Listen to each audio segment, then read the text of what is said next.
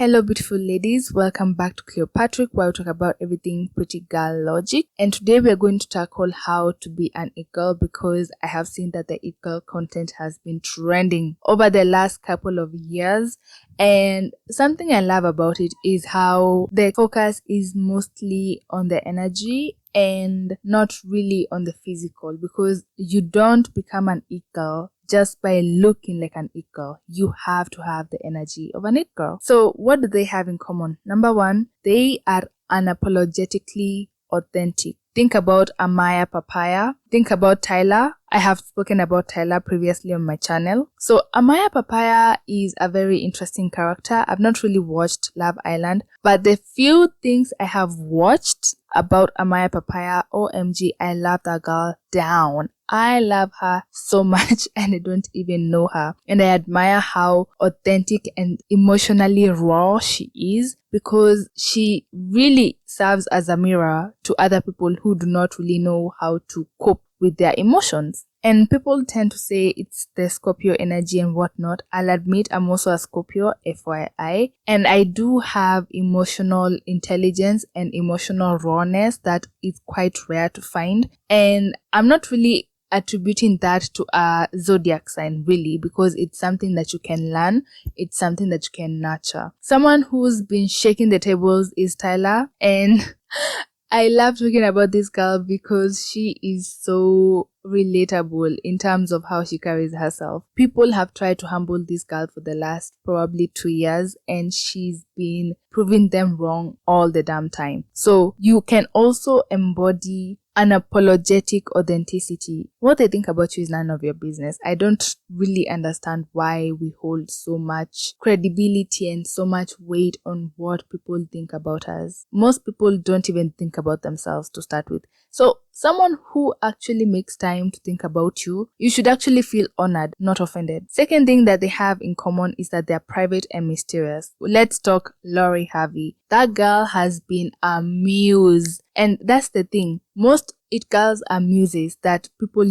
tend to project. And the thing about being a muse is that people project a lot on you, but you have to learn how to be comfortable with people projecting on you. And I'm not saying you should tolerate, but you should understand why they tend to project on you. They project on you because you are, again, a mirror. They don't really know anything about you. They're going to try and fill in the blanks for themselves. And honestly, you should let them, because we don't have time to try and explain ourselves to people. We don't have the grace to put people in our personal life and show them everything. Let's talk about Beyonce. We don't really know shit about Beyonce. Beyonce doesn't talk to us unless she's advertising a product or launching her album. Other than that, she doesn't talk to us. And that makes her an it girl, because people tend to project a lot. And that takes us to that point where you don't over-explain and you don't overcharge your energy. You simply exist. You simply do things on your own terms. Think Jessica Pearson. Jessica Pearson in Suits, OMG. I have to say, she is one hell of a woman indeed, because she is one character that fascinates me to this day. Something I came across and I feel like I should share is that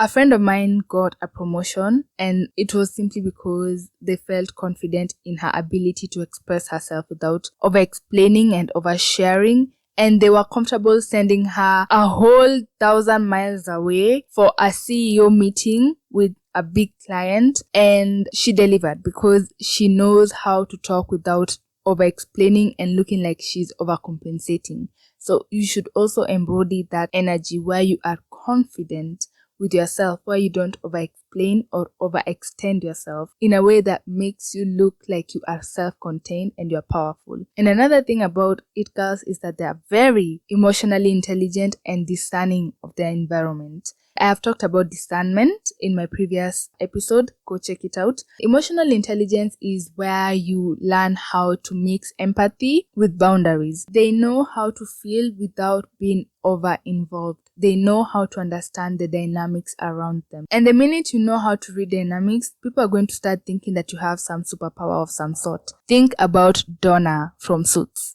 I feel like watching Donna has taught me so much on how to pick up on so many things and so many emotions and dynamics. Indeed, she's also one of my favorite female characters from Suits. She has a way with people, and simply because she is emotionally intelligent. In addition to that, most it girls don't seek external validation. This is something that I have seen many women failing, including myself, and I try to catch myself most times seeking external validation, and that comes from oversharing, over-explaining, or overextending yourself, and possibly being too available for people who are not really showing up for you the same way. So another thing about it girls is that most of them are soft and have boundaries.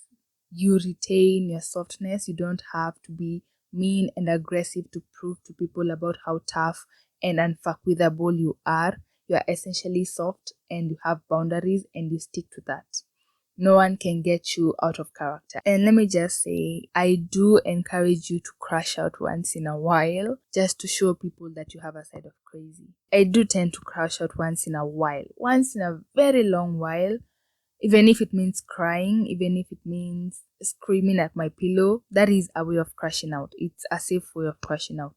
Another way you can actually embody the it girl energy, I think we're at number 7, is by having curated energy and aesthetic.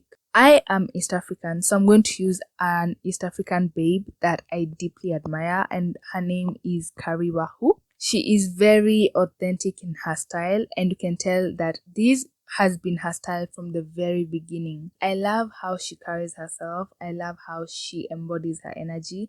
Kariwahu to the world. Yes.